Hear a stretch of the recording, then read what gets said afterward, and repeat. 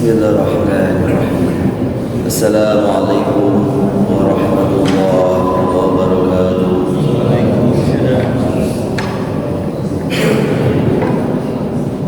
Alhamdulillah alladzi ja'ala al-adhiya min a'zamil qurbati lillah. Wassalatu wassalamu ala Rasulillah Muhammad ibn Abdillah wa ala alihi wa sahbihi wa mawala. La hawla wa la quwwata illa billah. Amma ba'd. Qala Allah Ta'ala fil Qur'anil Karim wa huwa asdaqul qailin. Bismillahirrahmanirrahim. Fasholli li rabbika wanhar. Quran surat Al-Kautsar ayat. Bapak Ibu yang dimuliakan oleh Allah, marilah kita ucapkan rasa syukur ini kepada Allah dengan ucapan Alhamdulillahirabbil alamin.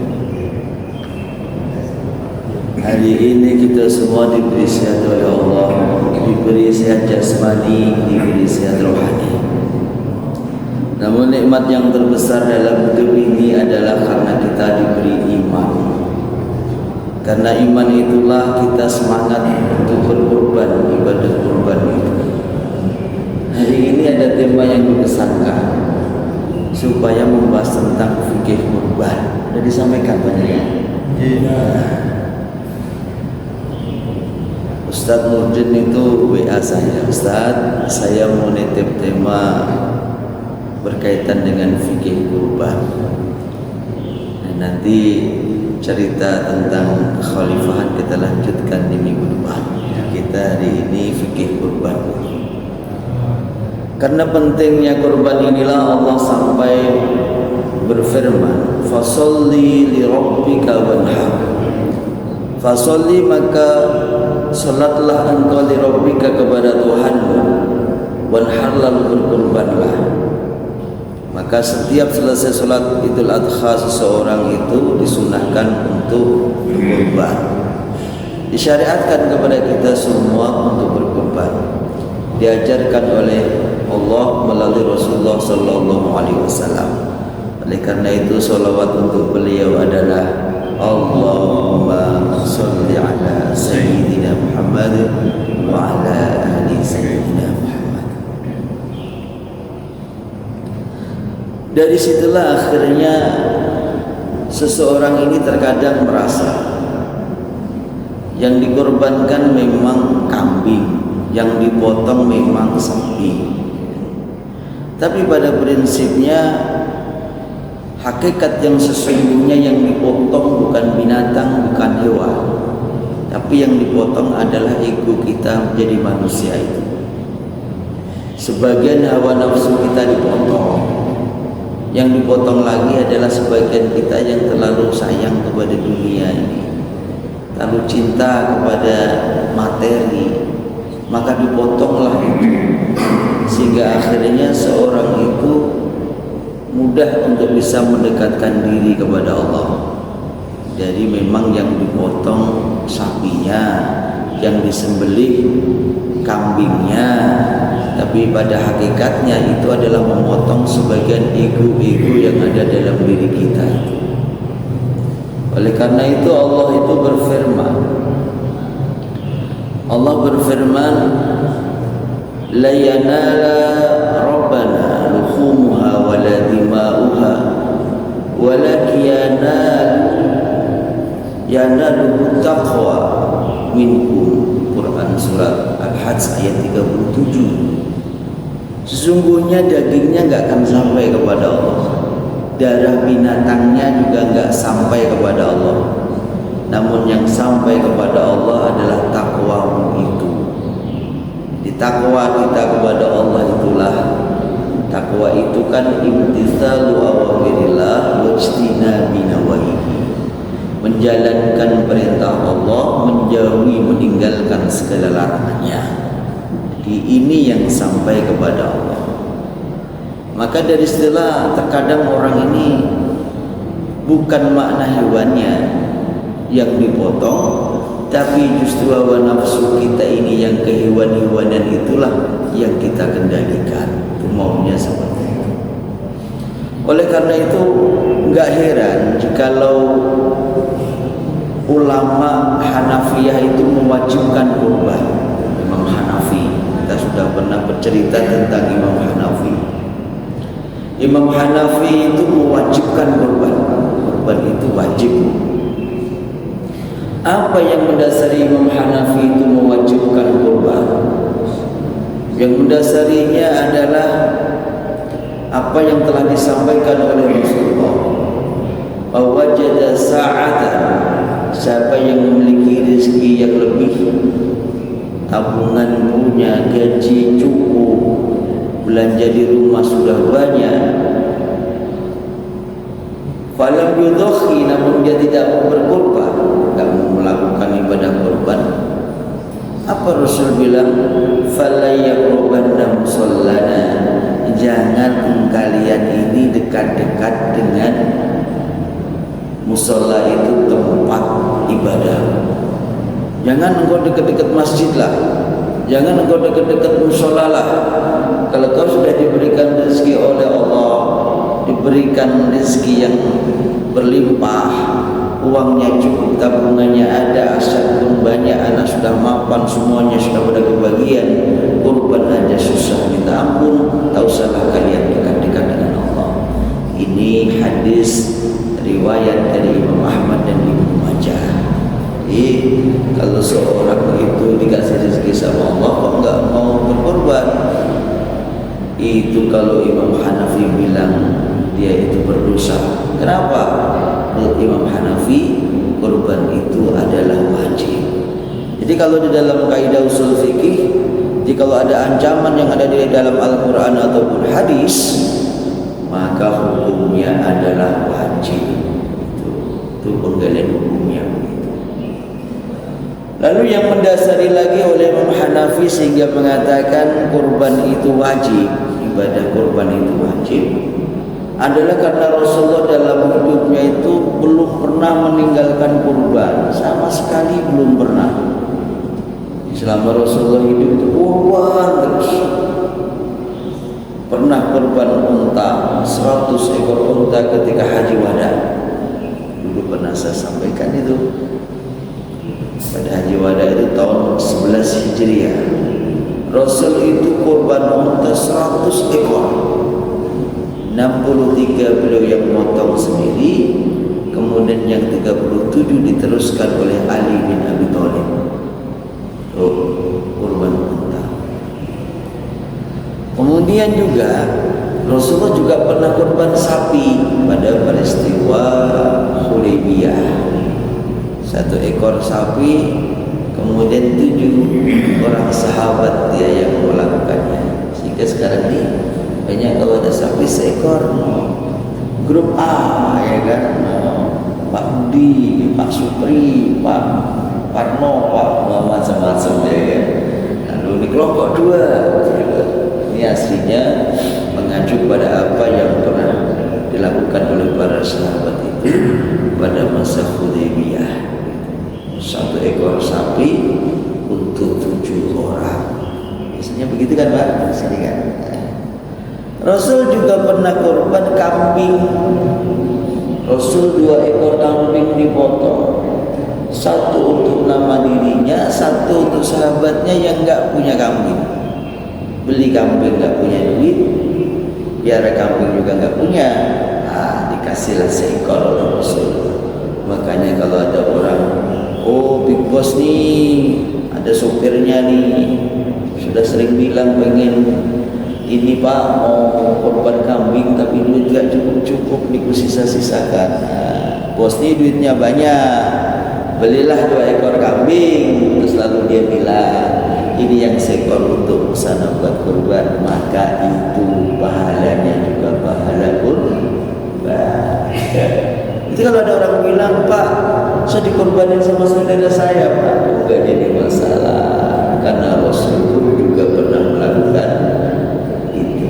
Dah boleh Pak ya terangnya Pak. Nah ini adalah kurban yang pernah dilakukan oleh Rasulullah SAW. Nah Bapak Ibu yang berbahagia, kemudian Madhab yang kedua adalah jumhur ulama. Kalau jumhur ulama itu dia adalah Imam Maliki, Imam Syafi'i, dan Imam Hambali. Bagaimana pendapatnya jumhur ulama ini berkaitan dengan kurban? Ibadah kurban itu hukumnya sunnah muakkad. Kita ini mau milih yang mana? Kalau kita ada dengar ustaz yang mengatakan kurban hukumnya wajib, berarti dia itu mengacu pada Imam Hanafi. Mereka itu biasanya orang-orang yang ada di daerah Turki itu ikut Hanafi, sebagian Mesir ikut Hanafi, Bangladesh, India, Pakistan Hanafi, semua kira. Nah, mereka ini kurban itu menurut mereka adalah wajib. Kenapa wajib? Dia bilang, punya saudara yang kaya aja boleh mengorbankan, halal-halal aja biasa aja. Rasul pernah dulu. Gitu. Jadi kalau dia orang nggak punya, saya kan nggak punya, saudara saya kan kaya. Nah, saudaranya yang mengorbankan, maka akhirnya hukumnya dia adalah wajib kalau di daerah itu. Nah, yang kedua adalah jumhur ulama. Jumhur itu golongan besar. Ulama itu orang-orang alim. Madhabnya adalah Imam Maliki, Syafi'i, dan Hambali mengatakan bahwa hukumnya adalah sunnah muakkad. Jadi kurban itu sunnah muakkad. Mereka mengambil dasar apa yang dilakukan oleh Abu Bakar As-Siddiq. Abu Bakar As-Siddiq itu dia pernah dalam 1 tahun nggak kurban sama sekali. Sehingga sahabat ini bertanya, ya Amirul Mukminin, kenapa engkau nggak kurban? Nggak biasanya nih kalau ini nggak kurban ini. Abu Bakar duit punya, uang ada. Dia pun menjawab, maksudku kenapa aku nggak kurban tahun ini begitu? Iya sahabat, aku ini nggak kurban dikarenakan aku khawatir nanti dikiranya menyembelih binatang kurban itu hukumnya wajib. Maka saya nggak menyembelih tahun ini. Sengaja itu kulakukan. Karena kurban ini adalah hukumnya tidak wajib, dia sunnah. Boleh kau lakukan, boleh kau tidak melakukan. Sunnah saja, makanya saya nggak melakukan. Itu yang dilakukan oleh Abu Bakar As-Siddiq. Sehingga Imam Maliki, Imam Syafi'i, dan Imam Hambali dia ini mengambil kesimpulan bahwa ibadah kurban hukumnya sunnah. Tapi perlulah kita ketahui, Bapak Ibu yang dimuliakan Allah, bahwa sesungguhnya ibadah kurban itu tidak hanya tujuan utamanya mendapatkan pahala ibadah, tapi ternyata kurban itu juga menghilangkan kebakhilan dalam tubuh manusia itu. Kalau kita beli kambing paling 3 juta, 3 juta setengah, ya kan Pak? Mudahnya begitulah, 3 juta, 3 juta setengah. Tapi sebagian orang yang bakhil mengatakan 3 juta, 3 juta setengah itu uang banyak. Padahal kalau kita di rumah sakit 3 juta, 3 juta setengah itu sedikit. Datang ke rumah sakit mau jumpa dokter Pak, kena dulu cas 200 ribu, jumpanya aja 200 ribu. Nanti nyampe di situ dipijat-pijat kaki gitu 600. Suruh buka mulut 500, tutup mulut 500, buka tutup 1 juta, ya kan? Ngambil nembus 1 juta setengah berapa? 3 juta. Tapi bagi orang yang sakit itu 3 juta, 3 juta setengah itu sedikit. Tapi juga bagi orang yang berkorban, perasaannya banyak dah, uang segitu berbeli kambing, uang segitu hanya dapat pahalanya sunnah. Nah begitu, hitung-hitung deh, matematika. Padahal sesungguhnya itu adalah untuk menghilangkan sifat bakhil yang ada dalam diri manusia itu. Man yuqa sukha nafsihi fa ulaika humul muflihun. Quran surah Al-Hasr ayat 9. Orang yang bisa memelihara dirinya dari sifat bakhil, faulaika humul muflihun, mereka bagian dari orang-orang yang beruntung. Yang mau beruntung ya buanglah sifat bakhil itu. Dengan kata lain, bila kau buang bakhilmu, kau akan diuntungkan oleh Allah. Diuntungkan boleh jadi diganti uangnya lebih banyak lagi, rezekinya lebih melimpah lagi. Beruntung yang biasanya rada batuk-batuk, tambah sehat, hilang batuknya. Oh, anaknya yang nakal tiba-tiba mau pergi aja nyari bapaknya mau pamitan. Begitu. Ini faulaika humul muflihun. Alhamdulillah yang gini-gini. Ya. Waman yuqasukha nafsihi faulaika humul muflihun. Ya Allah, karena aku kemarin itu korban ya Allah. Anakku yang biasanya kalau pergi aja pergi tak pamit, datang tak diundang. Jelas ya Pak. Ini dia nyari ayahnya, salamannya. Subhanallah.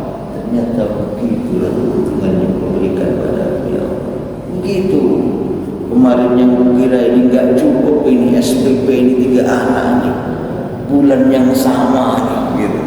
Ternyata karena korban ini tiba-tiba mudahkan ini. Semuanya jadi lebih melimpah-limpah. Ternyata yang kau sampaikan ya Allah, kau firmankan itu kenyataan dalam diri. Faulaika humul muflihun, maka mereka lah orang-orang yang beruntung. Ia beruntung rezekinya, ia beruntung sosialnya jadi tambah baik, ia beruntung akhlaknya tambah mulia. Begitulah. Jadi kalau seorang itu berkorban, maka tidak hanya mendapatkan pahala ibadahnya berkorban, tapi lebih dari itu akan bisa membuang sifat-sifat bakhil yang ada dalam diri ini. Lalu orang bertanya, Ustaz, kriterianya apa sih orang itu berkorban? Maka kriteria orang yang berkorban, satu, pastilah dirinya sudah cukup. Paling tidak bisa bahagia lah tanggal 10, 11, 12, 13 minimalnya begitu. Jadi kalau orang udah pada bisa seneng sedikit pesta-pesta kecil ya dia bisa ikut-ikutan lah, seneng-seneng sama anaknya 10, 11, 12, 13. Dia juga bisa mencukupi nafkah anak istrinya. Lalu kemudian dia juga bisa membeli hewan kurban. Maka inilah kriteria orang yang bisa melaksanakan syariat kurban itu. Nah, ini lalu orang bertanya, Pak, berarti kita harus mempersiapkan binatangnya dong? Ya benar. Maka carilah binatang itu seperti yang telah difirmankan oleh Allah, bahimatul an'am, binatang ternak. Karena ada orang yang tanya, Ustaz, boleh enggak saya ini korban ayam 1 kandang? Kalau 1 kandang itu dijual 35 juta Ustaz, dapat seekor sapi besar. Boleh enggak 1 kandang saya korbankan? Saya bagilah tetangga itu 2 ekor lah. Sekampung dapat semua. Dan yang di daerah Temanggung sana, perbatasan Sumberjo sama daerah Bejen sana ada namanya Kampung Kelinci. Jangan taruh mahasiswa sana, Kampung Kelinci. Kampung Kelinci semua. Manusianya ya ada lah, ya kan? Peliharaannya kelinci. Ya. Kampung Kelinci. Saya mau korban kelinci Ustaz. 1 kandang kelinci ini kalau dijual dia 30 juta dapat sapi besar. Boleh enggak yang semacam itu? Ternyata korban itu hanya bahimatul an'am, binatang ternak. Di Arab ada unta. Unta usianya paling sedikit 5 tahun. 5 tahun, 5 tahun setengah baru dipotong jadi hewan kurban. Kenapa begitu? Kalau di bawah 5 tahun, maka unta itu isinya hanya tulang sama urat, tidak ada dagingnya. Tuh, kenapa dia sampai 5 tahun lebih? Kalau sudah 5 tahun atau 5 tahun lebih sedikit baru ada dagingnya. Bapak Ibu pernah nggak beli bebeknya masih muda, isinya tulang sama kulit, nggak ada dagingnya, dikit dagingnya nempel aja. Kita coba beli yang bebek rada usia beneran, pasti ada dagingnya. Itu namanya bekerjanya lari kayak unta, ini uratnya. Makanya dalam syariat itu unta ada usianya 5 tahun atau lebih, 5 tahun setengah. Turun adiknya sapi, ya kan? Kita biasa sapi kan. Sapi itu adalah 2 tahun lebih lah, 2 tahun lebih dikit lah, 2 tahun setengah. Itu baru bisa dibuat berubah. Kambing yang setahun setengah lah, pantasnya itu baru bisa dibuat berubah. Kenapa demikian? Lalu orang nanya, bagaimana Ustaz kita itu tahu usianya 1 tahun setengah? Kalau zaman dulu ini nanam padi lama, nanam pisang lama, nanam buah-buah lama. Zaman sekarang ini sekali suntik dia bisa buah kapan saja. Zaman sekarang. Nah, boleh jadi kambing itu dikasih apa begitu baru 9 bulan sudah gede. Gimana kalau yang seperti itu, Ustaz? Sedangkan kambing kan nggak punya kelahiran. Jadi mana kita tahu usianya 1 tahun setengah begitu ya kan? Maka orang-orang dulu itu mengerti dia kambing itu sudah usia itu adalah dilihat dari giginya. Dan bisa dipungkiri kambing itu kalau sudah 1 tahun pasti giginya ganti gigi baru. Pada rempel-rempel buka saja mulutnya, binatang. Buka mulutnya dilihat begitu, nanti ada tumbuh gigi baru. Gigi lamanya ada warnanya hitam-hitam gitu, gigi putih. Maka yang putih itu berarti dia lebih dari setahun. Ada lagi yang mengatakan caranya itu melalui tanduknya. Tanduknya itu nggak bisa dipungkiri, tumbuhlah 5 cm, 6 cm gitu. Oh, 1 tahun.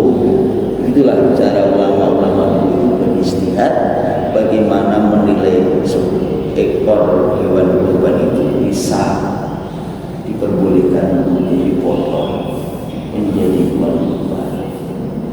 Jadi gitu. Lalu binatang itu juga harus binatang yang sehat, nggak boleh kena penyakit. Kalau kita ini belinya di pasar hewan sudah tentu sama sekarang ada dokter hewannya di situ. Kalau pasar hewan. Nah, kalau kita beli di luar, tentunya kita harus meyakini, mengerti bahwa binatang itu, hewan itu adalah hewan yang sehat, nggak boleh sakit, nggak boleh cacat. Kalau di pasar hewan kan sudah ada sekarang, Pak. Pemerintah itu selalu ngasih dokter yang ditugaskan di pasar hewan sekarang, termasuk kontribusi pemerintah bagaimana cara mensehatkan rakyat Indonesia. Di antaranya itu dari sisi hewan. Nanya nih dokter hewan sama dokter manusia, pintar mana Pak? Pintar apa? Dokter hewan sama dokter manusia kata Pak nih bilangnya dia pintar dokter hewan. Coba dokter manusia itu banyak nanya. Datang manusia itu ditanya kan, Pak sakitnya apa Pak? Saya sakit jantung. Ya. Apa yang Bapak rasakan setiap hari ini? Oh, keder-keder Pak. Manjat itu, tiang itu aduh, baru 5 tangga itu sudah Pak ngos-ngosan saya Pak. Copot ini nafas ini Pak. Nanya dia. Beda coba dia dokter hewan. Nanya kan? Nggak usah. Kalau dia dokter masa nanya dulu, baru disiapin obat. Nah ini obat Bapak tebus, disuruh minumnya sesuai dengan jadwal ya Pak. Oh iya, pulang dia. Coba dokter hewan. Nggak perlu nanya mana binatangnya itu. Udahlah, main suntik aja kan, suntik udah selesai Pak pulang. Gitu. Jadi ternyata sebagian orang bilang dokter manusia dengan dokter hewan itu pinteran dokter hewan, nggak perlu nanya-nanya. Gitu. Nah, pemerintah ini memberikan kontribusi buat kita adalah disiapkan dokter hewan biasanya di pasar hewan supaya yang memberi itu yakin bahwa hewan itu dalam keadaan sehat, nanti tidak menular ke kita yang makan dagingnya itu. Makanya kesehatan itu penting untuk binatang kalau kita mengkonsumsinya. Karena dulu ada kasus sapi dipotong, dibuka hatinya, nggak tahunya ada cacing kita, ada ulat. Itu cerita tahun-tahun yang lalu sempat ramai viral di media, ya kan? Nah, itulah pentingnya milih binatang. Binatang harus cukup umur baru bisa dibuat sebagai korban dan juga sehat. Jadi kalau memang kambing yang terlalu muda itu Pak, kurang 1 tahun, 1,5 tahun itu kata-katanya yang jual tengkleng itu, kalau saya dulu jual di Tegal itu namanya cemplit, ya kan, cempealit itu katanya kalau dimasak dia berlendir, berlendir dan nggak enak kalau dimakan. Dagingnya kalau dimasak berlendir. Saya pernah diajak makan sama teman dosen dari UIN Purwokerto sebelum Ramadan yang lalu itu. Ada kawan dosen namanya Profesor Delami meninggal dunia, orang Purwokerto. Saya kemudian takziah ke sana. Sampai sana sama teman-teman dosen di UIN Purwokerto diajak makan cemplit, cempe alit. Saya nanya, ini kayaknya cempe beneran? Ternyata juga enggak. Dia bilang ini usianya udah 1,5 tahun gitu. Ya enggak cempe dong, saya bilang, tapi masih muda. Kalau terlalu cempe kecil banget itu, kalau dimasak berlendir, dia keluar kayak lendirnya leket-leket, katanya begitu. Ini sedikit cerita dari mereka yang jualan tongseng, jualan gulai yang ada di Purwokerto. Jadi iya, kalau jadi tidak, itu kan di lapangan. Ternyata binatang-binatang yang kurang cukup umur itu kalau dimasak itu kurang nikmat rasanya. Itu saya kira diantaranya kenapa kok ditentukan usianya, umurnya binatang. Ini dari segi binatang. Kalau sudah binatangnya umurnya cukup, hewannya sudah cukup siap ready untuk dipotong, maka selanjutnya adalah pelaksanaannya itu kapan. Maka kalau kita ini mau melaksanakan pemotongan hewan kurban itu dilaksanakan setelahnya sholat Idul Adha. Pak, kalau kita ini ternyata terburu-buru Pak, sebelum sholat Idul Adha sudah dipotong duluan Pak, nanti pahalanya bukan pahala ibadah kurban, tapi pahala sedekah daging. Ya. Pahala sedekah daging aja enggak jadi. Pahalanya enggak jadi pahala sedekah, pahala ibadah kurban. Jadi pelaksanaannya adalah setelahnya sholat Idul Adha barulah dipotong.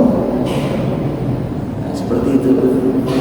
Jadi kalau kita ingin melihat, Pak, kayaknya kok kalau kita hanya kurban binatang itu lebih ringan Pak. Dulu lihat tuh Nabi Ibrahim itu disuruh kurban Nabi potong anaknya. Hanya sebatas dasarnya itu mimpi Pak.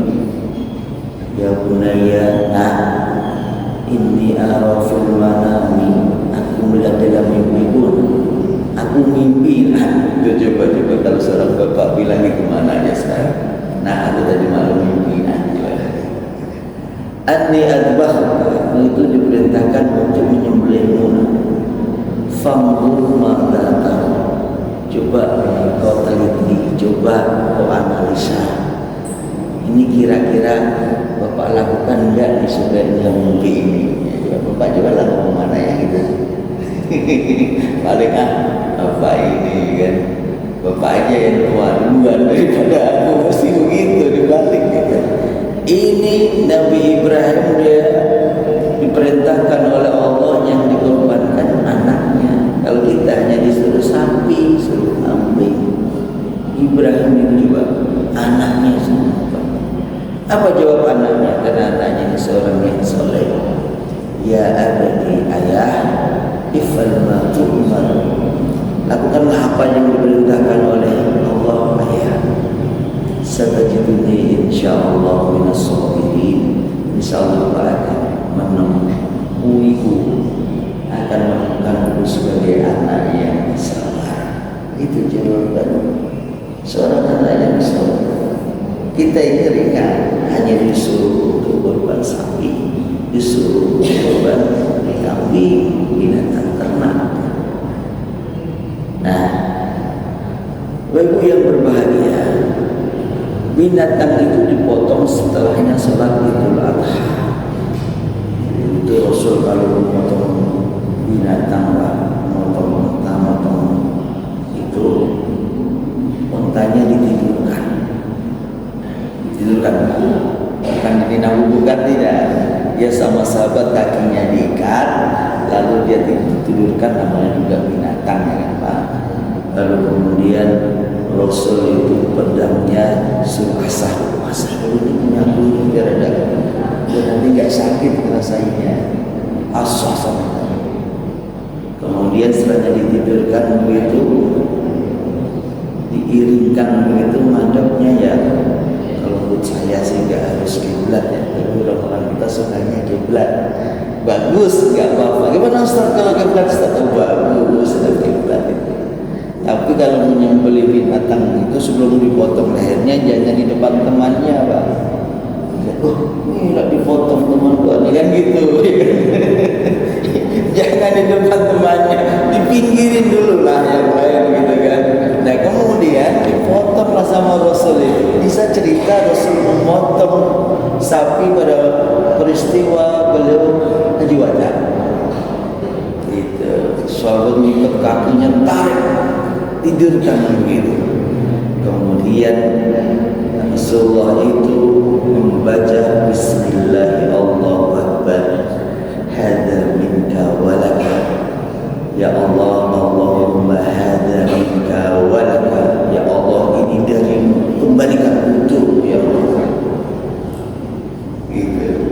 Allahumma taqabbal minni. Ya Allah, terimalah ini dariku.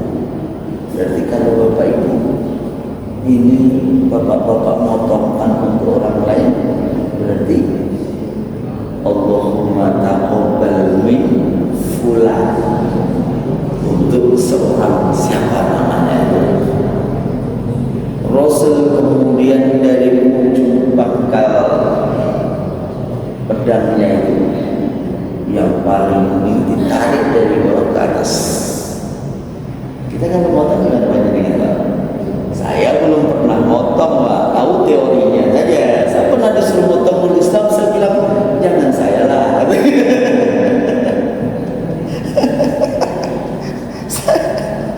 Jangan saya lah, saya bilang gitu.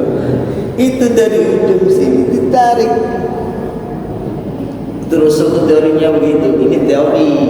Ditanya Ustaz, bagaimana pernah motong? Tidak pernah saya. Saya pernah ditawari dari Islam untuk motong binatang. Saya jawab, jangan saya lah, Pak. Urusan itu, jangan saya lah, Pak. Jadi ada orang itu yang dia ini bisa teorinya, tapi dia nggak biasa makan, takut sama darah biasa.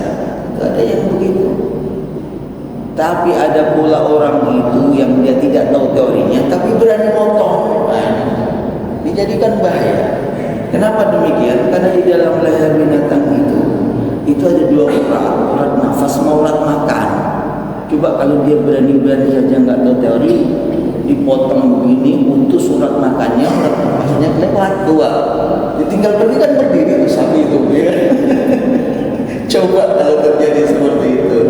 Jadi di sini ada orang makan, ada orang nafas. Coba kalau kebetulan dia kurang teori, nggak ngerti, pikirnya udah keluar darah, udah matilah nih lah katanya. Sudah separuh nih leher nih katanya, mati nih. Nah, ditaruhlah itu kan parang itu kan. Nah, nggak taunya yang nafas masih utuh kan, berdirilah sapi itu kan. Nah, coba kalau gitu yang terjadi, ini jangan sampai terjadi. Ya paling tidak dia tahu teorinya, tahu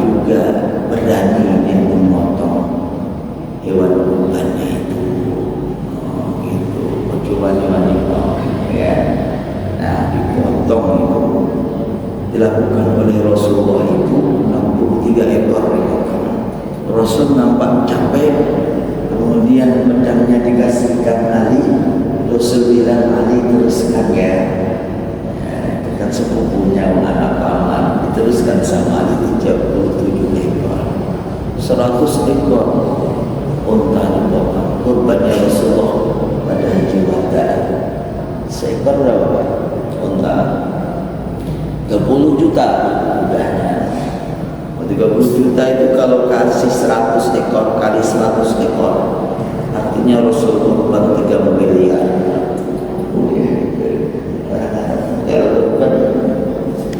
Kalau kita ini kan sudah satu paket 3,5 juta. Terus ini aku ada satu paket 3,6 juta.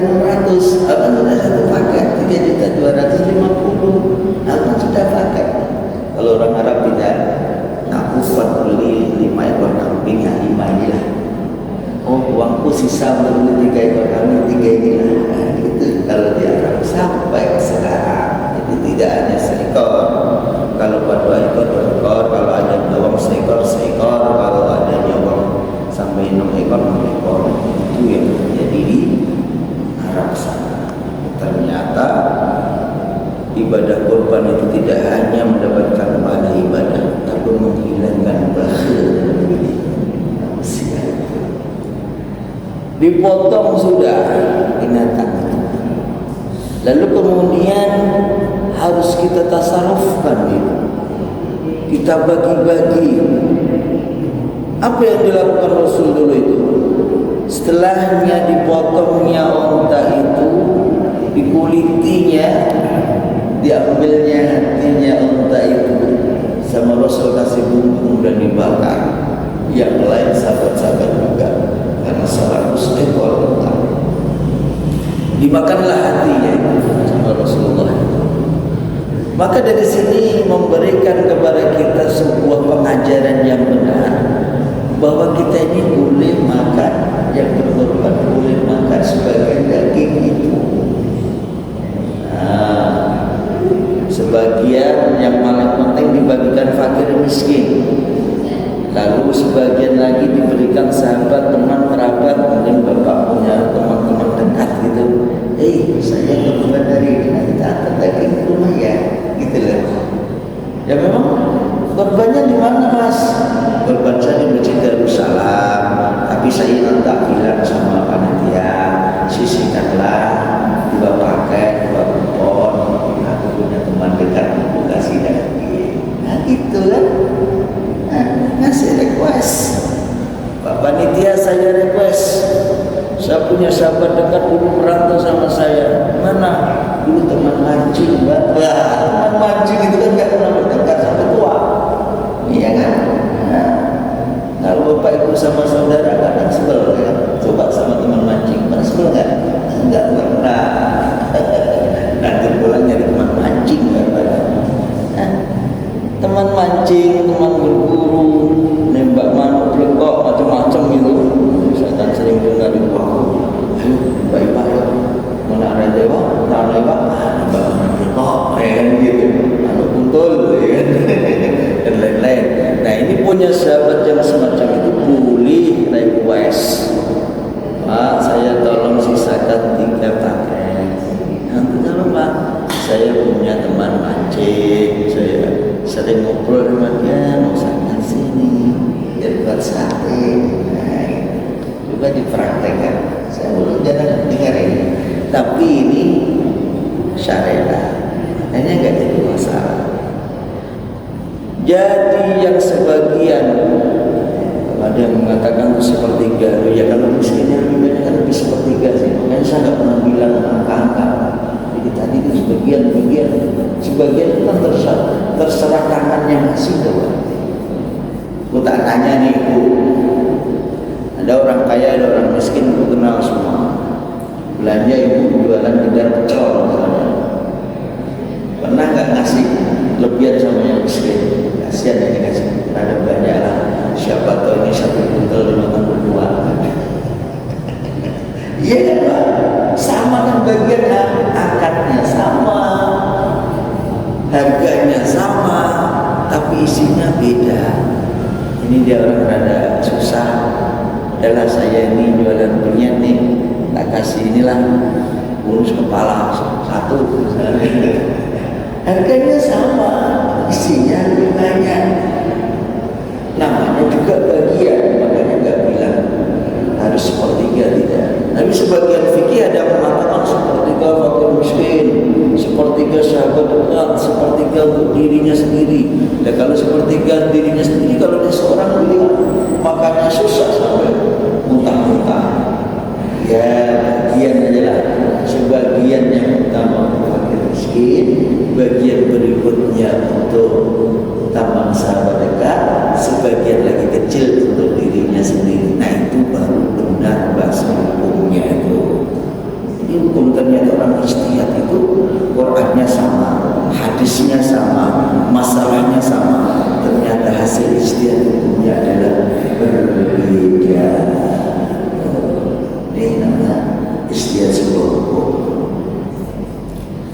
Jadi kalau memang ditengok fakir miskinnya banyak, berarti fakir miskinnya lebih besar bagiannya. Oh temannya cuma sedikit, ya sedikit temannya. Dirinya seorang diri ya cukup untuk dirinya, sudah paksa sudah. Terlalu banyak itu, kalau kamu kasih satu pahala gitu, udahlah seperti yang lain kasih sekilo atau setengah kilo, nanti saya potong, saya bawa di rumah. Itu caranya. Ini namanya fikihnya, ini fikih bijaksana. Nah, didistribusikan itu.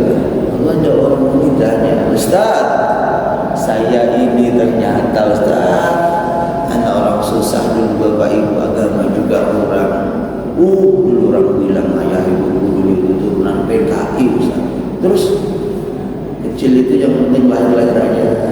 Terus gede sampai gini ternyata belum diakikahin. Wah. Lalu saya mau korban Ustaz. Boleh kagak yang kayak gini? Belum pernah dikakikain sama ibu ayah. Nah, apalagi di kampung dulu makan nasi aja udah bener. Dulu tuh singkong, kalau musim jagung dapatnya jagung. Padi itu jarang. Padi itu cuma sedikit itu kalau nggak ada makan tikus itu. Itu pun kalau udah bagus dijual sama orang tua itu nggak dapat apa-apa. Yang sering singkong, makannya diwul, makannya sebut jagung, gitu kontenan. Buru-buru mau makan daging, paling itu kalau ada punggahan, kalau ada nyadran baru makan kambing, gitu. Nah ini saya belum pernah diakikahin sama orang tua. Sekarang saya alhamdulillah rezeki cukup sama Allah disayang. Saya tinggal di Parman Indah. Alhamdulillah karena saya mencet. Sekarang saya korban, tapi saya mau akikah malu. Masa tua begini akikah? Boleh nggak Ustaz? Korban duluan lah. Ntar akikah belakangan. Kalau udah nggak malu. Ada yang begitu. Apa lalu nggak ada yang bertanya? Ada. Karena kullu mauludin rohinun bi'aqiqatihi. Anak itu katanya yang lahir itu akan tergadaikan dengan akikahnya. Ustaz, saya kebayang-bayang misalkan mampu Ustaz, saya laki-laki Ustaz, saya bisa mampu beli 2 ekor kambing untuk akikah. Apa jawab Ustaz? Bahwasanya antara kurban dengan akikah itu ibadah mandiri-mandiri, sendiri-sendiri. Kurban-kurban sajalah. Duluan kurbannya enggak apa-apa Ustaz, enggak apa-apa. Ikutlah sama kurban dulu. Berangkatlah dia kurban. Begitulah. Lalu akikahnya boleh kapan aja mau akikah. Udah tuain enggak apa-apa. Suatu hari nanti mungkin buat akikah taruh masjid, buat akikah taruh masjid manalah sudah dibagi pada jamaah. Ini akikah siapa? Akikah saya. Begitu. Kalau dulu zaman Hasan Husain, Rasul menyatakan 7 hari. Lalu kemudian kalau nggak punya duit, Rasul nggak ada ini kambing, nanti 14 hari. Nggak ada kambing lagi 21 hari. Ternyata masih duitnya nggak cukup, nggak usah kau pikirin sajalah. biarkanlah saja kapan saja engkau mampu bisa mengakikahkan dirimu, tebuslah dirimu sendiri, gak usah menggantungkan pada orang tua yang sudah tiada itu. Pak, dulu saya waktu kecil, kami orang gak punya. Ibu saya selalu bilang, Ustaz, apa itu? Nah, nanti kalau kamu punya uang, ibu dikorbanin ya, seekor kambing jadilah. Lalu ternyata ketika saya berangkat merantau, Ustaz, ibu itu gak ada dari air mata saya. Sekarang saya sudah sukses lah, rezeki saya sudah ada, pekerjaan saya sudah ada. Apa boleh itu harus aku lakukan? Boleh nggak? Ibu saya sudah nggak ada. Jadi waktu saya kecil pernah bilang, nanti kalau kamu besar punya duit, ibu dikorbankan. Bagaimana? Kalau itu sebuah wasiat seorang tua kepada anak yang mampu, maka hukumnya wajib untuknya. Belilah seekor kambing itu, lalu kau potongkan kambing itu ke korban, serahkan ke masjid, lalu bilang, Bah, ini atas nama ibu saya. Tolong ketika engkau nanti menyembelih binatang itu, ketika Allahumma taqabbal min fulan, maka sebutlah nama ibu saya, sebutlah namanya, potonglah kambing itu. Itu kalau sebuah wasiat itu wajib, itu wajib. Engkau ini mampu, segerakanlah. Kalau istrimu tak mau, rayulah supaya dia mau. Kalau perlu kau tawari, bagaimana apa ibu juga sekalian? Begitu. Nanti aku beli 2 ekor. Loh, ibu bukan enggak wasiat begitu, ayah? Jawablah, kalau enggak wasiat maka hukumnya sunnah bagi mereka yang sudah tiada engkau korbankan. Tapi bagi mereka yang berwasiat kepadamu untuk melakukan korban, maka hukumnya wajib. Inilah Bapak Ibu yang berbahagia, kuburi sudah masuk, artinya sudah cukup lah ya yang kita sampaikan. Kalau mau tanya-tanya ya semoga, kalau mau tanyanya lain kali ketemu pas pakai ngopi ya monggo pokoknya bebas. Nah, sekarang ini makna yang sesungguhnya berkorban adalah bukan binatangnya, bukan hewannya, bukan kambingnya, bukan sapinya yang dipakai oleh 7 orang, tapi bagaimana menghilangkan bukan dalam diri kita ini. Hewan yang dipotong, tapi yang dibuang dalam diri kita ini sifat kehewanan itu. Kita potong kambing, kita potong sapi, supaya sifat-sifat kehewanan yang ada dalam diri kita ini bisa hilang. Oh, nafsu serakahnya, oh enggak mau marah sama orang lain, oh bakhil pelitnya minta ampun, oh sukanya menang sendiri. Coba lihat kalau kambing itu ada makanan, makan, temannya sering makan di surga, ya kan gitu ya, dimakan lagi, padahal dia udah kenyang, masih juga enggak boleh perasaan yang lain, kambing yang lain itu makan. Itulah yang terjadi dalam binatang. Kalau sudah kita berkorban, hilanglah sifat-sifat binatangan itu. Mudah-mudahan kita di sini diberikan rezeki. Ayo kita melaksanakan ibadah korban, insyaallah. Amin. Allahumma amin. Ini dulu. Kalau saya ngaco ngamen tekon. Wes. Oke, monggo Pak.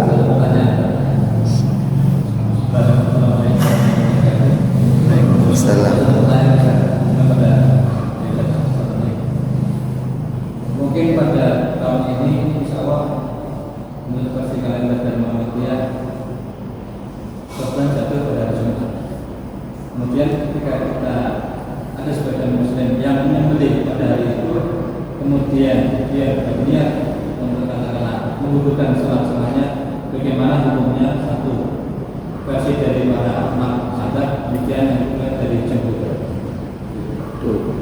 Gawat aja tahu. Gawat aja tahu. Nanti kan ulangi. Untuk tahun ini kan sholat Jumat versi Muhammadiyah jatuh pada hari sholat Duha jatuh pada hari Jumat. Berarti NU sama Muhammadiyah berbeda.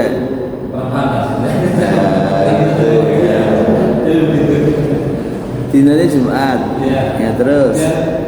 Ada sebagai kaum muslimin yang akan melaksanakan penyembelihan pada hari Jumat tersebut. Iya. Nah, kemudian karena waktunya ada sampai. Nah, kemudian salah sebagian ini kemudian menggugurkan sholat Jumatnya. Dalam arti tidak melakukan sholat Jumat. Sholat Jumatnya diundur. Betul ya. Bagaimana Kalau gini masalah teknis, ya masalah teknis itu. Artinya apa?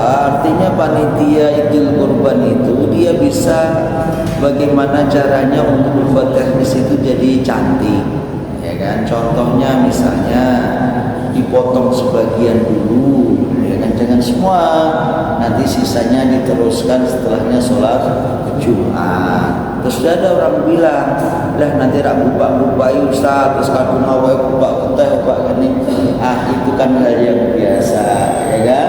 Taruh baju yang kotor tadi, mandi, ganti yang baju untuk sholat Jumat, setelah itu pakai lagi, tidak masalah. Itu hanya sebatas teknis, gitu.